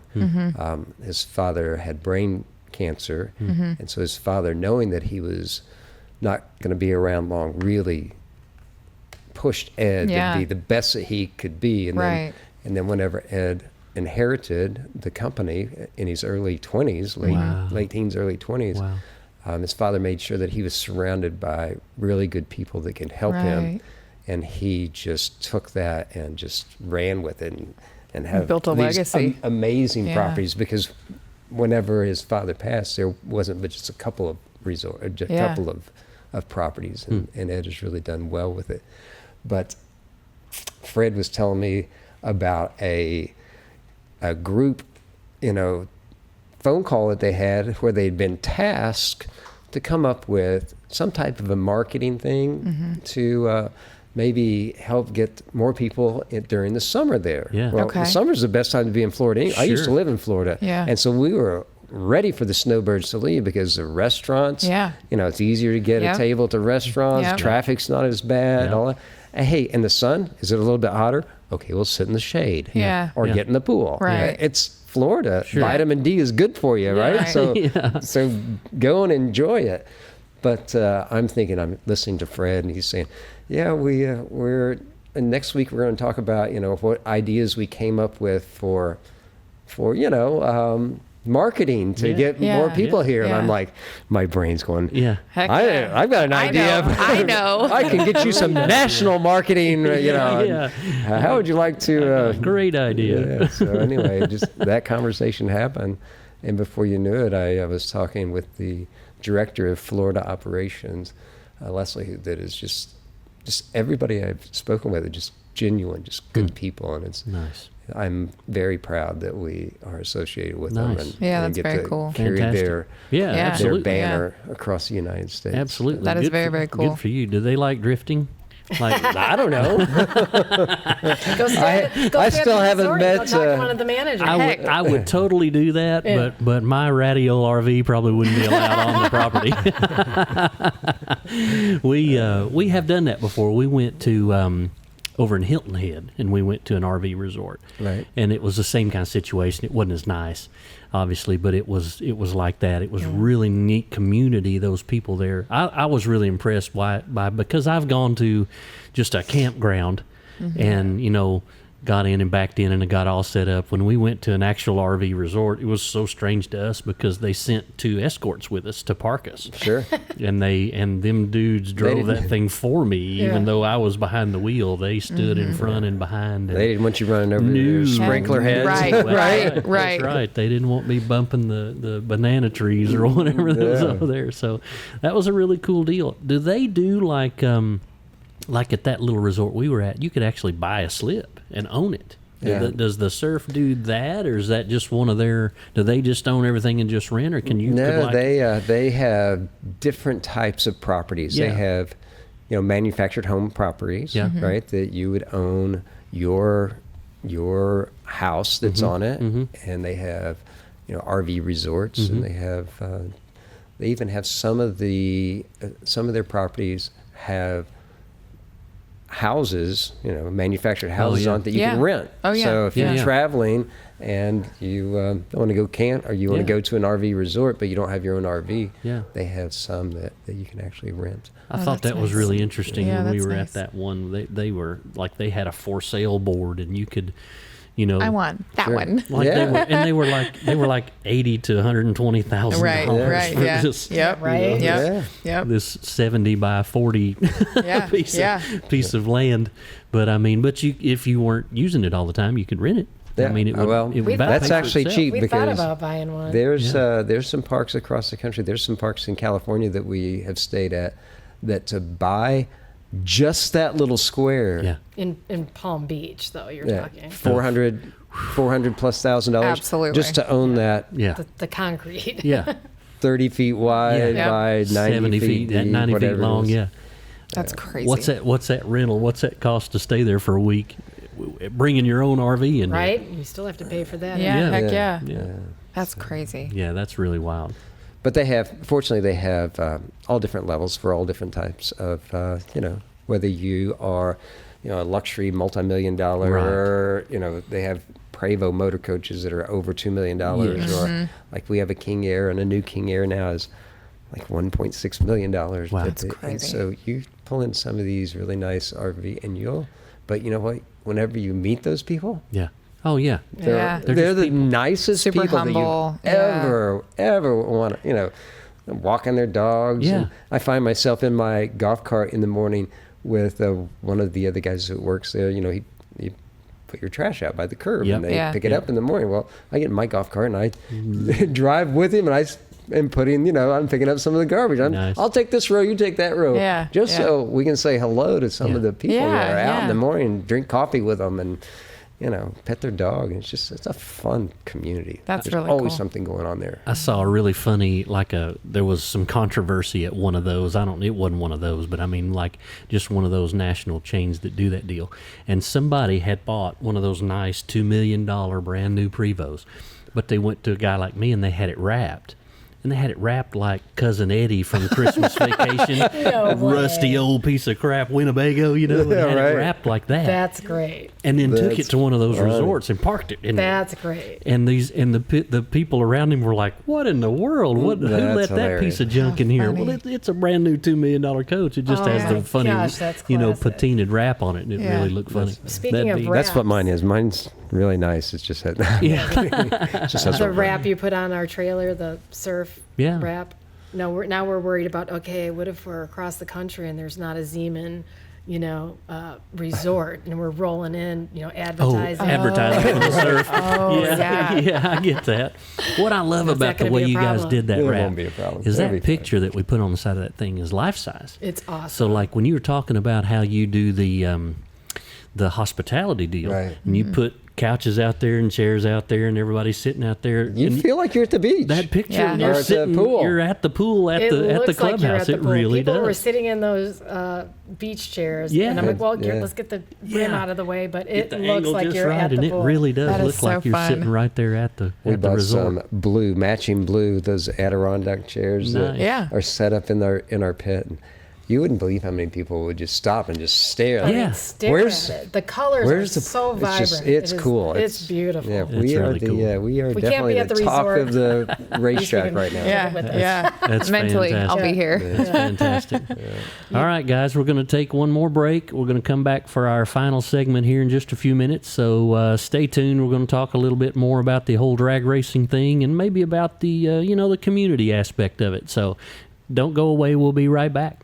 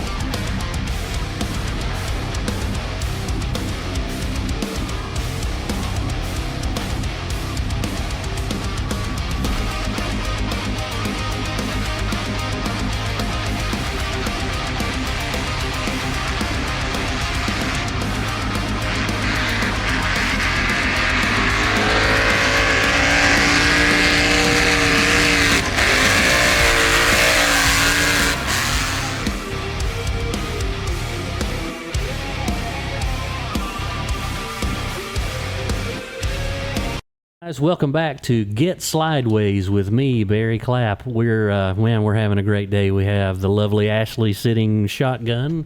We have Chris Bostick and his lovely wife Terry telling us all kinds of really fun stories. And Chris and I, we've been doing all the talking, man. We need to let Terry do some talking. I know she's over there chomping at the bit, ready to. She's got a lot to say about this whole drag racing thing. But That's funny. I was just boy. looking at some of the comments, and my sponsor from Volunteer Welding Oh, nice. said, Looks like Terry's about to fall out over there.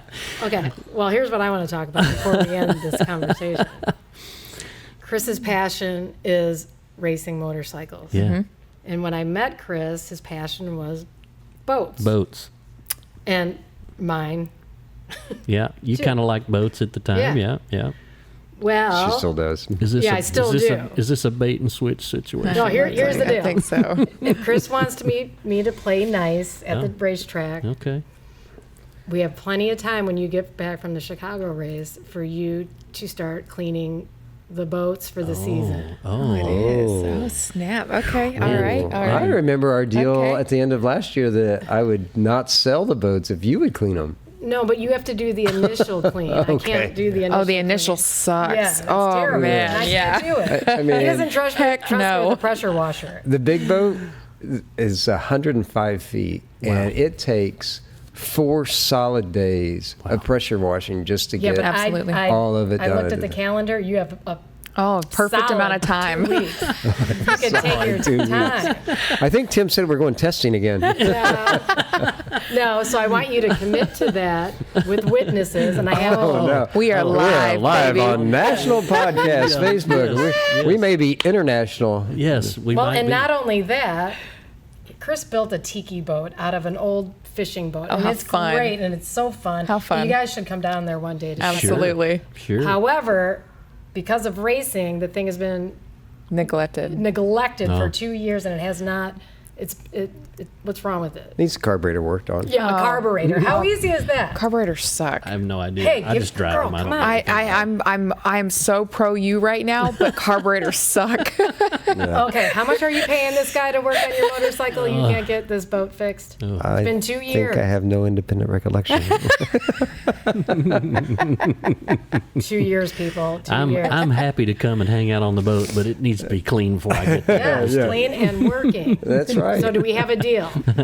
Okay, we have a deal. We have After a the deal. Chicago race, what's deal going to is happen? made. After the Chicago race, I have to go to the lake, And you? I'm gonna have to go check get the on my boat dogs. ready, I need to leave. And the Yeah, I tiki need to- boat? and the tiki boat. Sorry. Okay, you guys hear this? I hear it. I'm I wanna All go right. and shake. Sorry about that. I hear it. Oh, look at the. Okay, I'm serious. that is true love, there, ladies and gentlemen. Are Dang. you seeing this? Obviously, what I my mean? word's not good enough. I have to shake on it. I'm no, sorry. and I in opened front of this whole- people. Yep, live, not baby, mean- live. So I Live. did not mean to open that can of worms. I deeply apologize for that. Don't I send, was waiting for it. Don't send me any She's hate mail. been that was waiting good. all night for That's that all she wanted opportunity. to talk Oh, that about. was so Oh, my- good. She's That's good. what makes me happy. Man. That's right. You know, his racing makes him That's happy. right. The boats make And- her. Yeah. I get That's it. right. I get it. The I get boat's it my too. baby, his motorcycle, you know, and I have to travel with you all over the country. Yeah. I have to. You don't Yeah. have to. Yeah. Well, Oh, but here's the fun thing. I want to. She I want to. I want to. want to. She actually is coming up with some. Once we started talking about this podcast, Yeah. and we're talking about doing a YouTube channel, and she's coming up, Yeah. and I'm not going to spoil any of it, but she's coming up with some really cute, fun skits. That she's Your gonna- wife should get on board with Hey, me. listen. Oh, Oh, I'm so we pro. had a quick So let me- conversation about your wife not really Okay. liking your Yeah. racing. Oh, absolutely. She hates it. So So let me tell you a get little it. something about we've talked about behind the scenes here, and this is breaking news nationally. We could possibly rent this studio to another podcast. there you go. Yeah, absolutely. wow. Wow, what about that? Because I was thinking, like, what are we gonna do? I have to set up my phone like this. And that's why we did know, this, and because like Yeah. we talked about, man, fumbling. when the whole podcast Like, you got a idea good came setup. up, Yeah, we were yeah. like, I don't know how we're going to do it. We're going to be holding our phones and stuff, you know, and what in Right. the world are we going to do? Well, you can this a good plainly see that angle? we went big. Yeah, And no, we you had no did. idea how to even turn this stuff on. We're calling different friends, asking them what Yeah. pieces of equipment Yeah, we this needed is to nice. buy. Sure. Yeah. But luckily, we have some good friends in the sound industry. One good friend of mine in particular, Scott Clark, came and helped us figure out our sound issues. If you watch the first 2 or 3 episodes of this thing, Right. it's really bad because you can't understand anything we're saying. Like that. It was just horrible. So, Oh, that's great. But he came and helped us set levels and get all that figured out. And we need to upgrade our cameras a little bit. We've got white balance issues still because this building is so bright. But it's all good. So yeah, we might talk about Absolutely. some collabs. Launch it. Launch Some it. Nice. collabs here I because mean, I really Oh, don't she know has some funny much. skits. They'd be like Oh, I mean, Saturday Night I don't know Live how to or go about it, though. Roland Like, Martin this is way laughing, but over you don't my know who head. that is. What do you got going on? you literally do what we're doing right here. Yeah. You just turn the cameras on. And Literally. you just kind of let it Literally. happen. Really? Yeah. That's all we do. We're not scripted. We don't No. have. You're the first guest I've had that actually sent me talking points, and we're on episode 10. I did that. Yeah, we're like, well, we ought to maybe talk about this. And I Yeah. mean, I'm fine with that, but I'm like, we don't have any idea how to even set that up. So it's been really great to have some notes to be able to know, because I don't know anything about motorcycles. See, I had like a list made up. Yeah. I was like, hell yeah, I'm so excited Yeah, for this yeah, one yeah. because of my dad and stuff. So Yeah. I was like, So where's your list? What have we missed? Because we're on our last think- 20 seconds no, I or think- 20 minutes. I think your we're phone out good. there. I know I have. So my brother, I have my list of complaints still going. I'm going to keep going. that last deal like backfired on me really bad. I don't think we're gonna let you talk anymore. I think you're done. What? My just getting started. so my older brother is a bike guy, Right. and he had an old, still has it, I think. He had an old Kawasaki Z1R 1000. Wow. Nice That's bike. First motorcycle I ever sat on. First motorcycle I ever rode. Last motorcycle I ever rode. It's terrifying.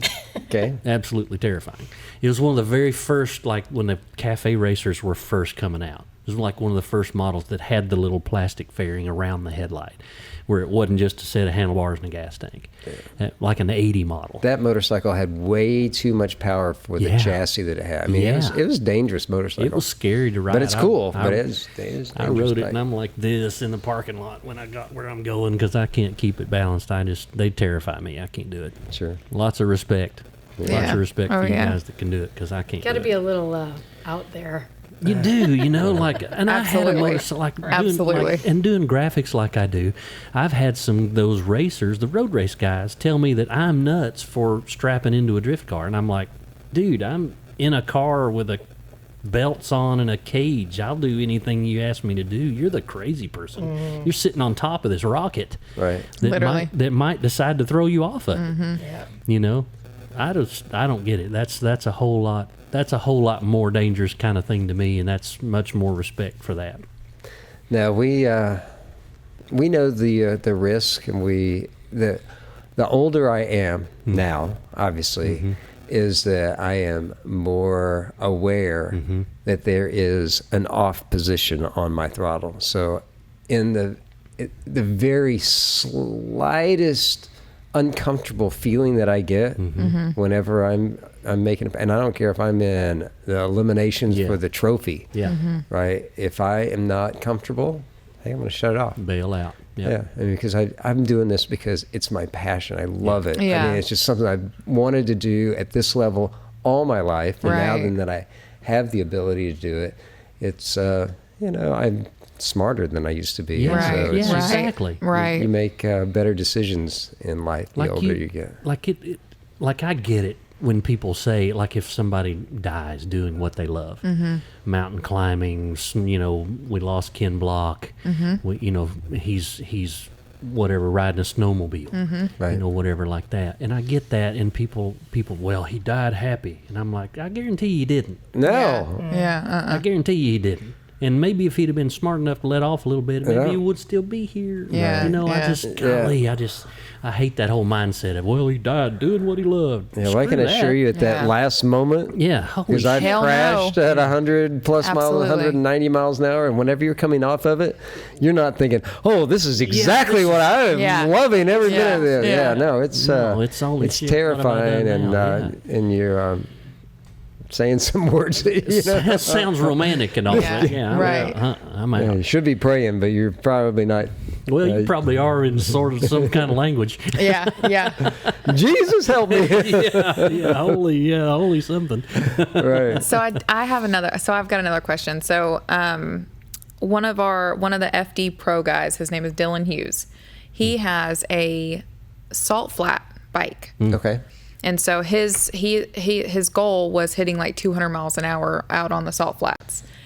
Is it the same kind of setup as a drag bike, as a flat bike? I wouldn't know for sure. I No. don't think so. It depends. There's so many different classes of those salt flat bikes based on the size of the engine and things like that. But here's a crazy thing that I'll share with you that happens Okay, so a drag strip is however wide it is, right? And it's your lane, right? And we set up and we go right down the middle of the track. That's what our focus is. Right. But right at about 175 to 185 miles an hour, a crazy phenomenon happens. Have you ever stood on a railroad track and looked down the railroad track and it looks like the train tracks come together? Okay, well, this track is as wide as it is all the way to the end. Right. However, just at about 180 miles an hour, that track, because you're approaching the end so fast, you're running towards that point that is coming together, Right. that the visual of the track, all of a sudden the track goes from being this wide to this wide. Right. And so whenever you're on a motorcycle that's going to go 200 miles an hour, you don't look at the track. Matter of fact, whenever Terry is with me at the starting line, and she and our crew chief will find the best spot. And whenever I'm doing my burnout way behind the starting line, I'm already looking at my target. And my target is at least a half a mile past the end of the drag strip. I'll find a tree line that there's, a cell tower, or there's a V in a tree line, or something that is right in my path to keep me straight. And as I am doing my burnout, I'm looking at the target. As I'm rolling up I can see the Christmas tree, the staging lights out of the peripheral, but I'm staring at my target. Terry has her hand here, and I stop at but I never take my eye off the target. Right. Now then, whenever I'm ready, my crew chief verifies that I'm perfectly straight. I actually have a laser red dot on mine, so I know that I'm perfectly straight. But then as you are rolling in to pre-stage, and then your stage light before you go to wide open throttle, you're staring at your target. The lights that come on are in your peripheral, and you launch on it, staring at your target, and your goal, your job is, if you ever lose sight of your target, shift light's coming on. So it's wide open throttle, light shift, light shift, light shift. But you're looking at your target, because if you're at 3/4 track, 1,000 foot, right? Quarter mile is 1,320 feet. You're at 1,000 feet and you're going 190 miles an hour. All of a sudden, this track is this wide. Yeah. If you lose your target, you lift instantly, because in a nanosecond, if you're not following your target, you're either going towards your competitor's lane or towards the wall. And so it's a crazy phenomenon that happens at speed. And I can only imagine what a top fuel guy or girl that is driving one of those cars, and they're going now over 335, almost 340 miles an hour in just over 3 seconds. So it's just crazy stuff, but it's the adrenaline. It's what I. I'm a nervous wreck over here. like that whole. I was so zoned into that whole thing. I'm shaking. I'm a nervous wreck over here. I'm all to pieces over For the that. first 2 years, when he would take off, I'd close my eyes up there. I do a lot of times too. It's like, oh my god. I'm like, did they catch it on camera? Oh my gosh, yeah. That's great. Do you have, like, whenever you're at the line, do you have something like that you say to yourself, like in the movie Cars, where it's like, I am speed? Do you have that? Because I have that in my drift car, and I'm like, funny. yes. That is funny. No, so you're old enough to have seen Caddyshack, right? Yeah. The movie Caddyshack. Oh, you have to She's watch too it. young. I'm not but I'm also not a movie person, so I might be old enough, but I'm not a movie person. Okay, so my very best friend of forever and ever, George Baber, and he was my crew chief, and he's built bikes for me for way back in the day. And then whenever I got back into it, he was building my bikes again. Matter of fact, his daughter just recently got married. Her name's Christine, and she's my goddaughter. She was named after me. Nice. But anyway, George, is always quoting. Your name is Christine? Congrats, Is it? Getting Come on married. I didn't know your real name was Christine, but go ahead. Her name is Christine Baber. Okay. My name is Chris. Hi, Chris. Of course, I've been called by somebody. Well, that's another Go story. ahead. Anyway. Anyway, George would always say something to me like, "Okay, Danny, be the ball." Oh yeah, Right. yeah. Right, be the ball. Cinderella story. Or he'd come up to me and, it's going to be, he goes, "Hey, hey, miss this one, we lose." You'll have to see the movie. It's funny. fantastic. That's a great movie. It's all good stuff. But do I say something? No, I try to You're too busy focusing on that target. completely zone, Yeah. almost like Happy Gilmore, where he steps up to another movie you haven't seen. Yeah. He steps up to it's a golfing movie, I'm to with you. the driver, and there's a gallery of thousands of people lined up to watch him tee off at the to play golf. Okay. And he visually makes them disappear. And that is my focus as I am relaxing just before I go. There's 2 or 3 ahead of me. As they're making their pass, I'm completely zoning, clearing my mind of everything to where your subconscious is going to take over. Yeah. And the only thing that you want going through your head is exactly the job at hand. Because Yeah. if you're thinking, back whenever I was working on my own bike, did I make sure that I hooked Double up check. the cam Oh, sensor? God. Yeah. Did I do this? Did I do that? Did I make sure that the clutch switch is right? And if you're thinking of all that, whenever that light comes on, You miss it. Yeah. It's over. Yeah. I mean, it's over. Yeah. So Holy cow. That's crazy. It So- really is. Yeah. Well, listen. finding my happy place and making it.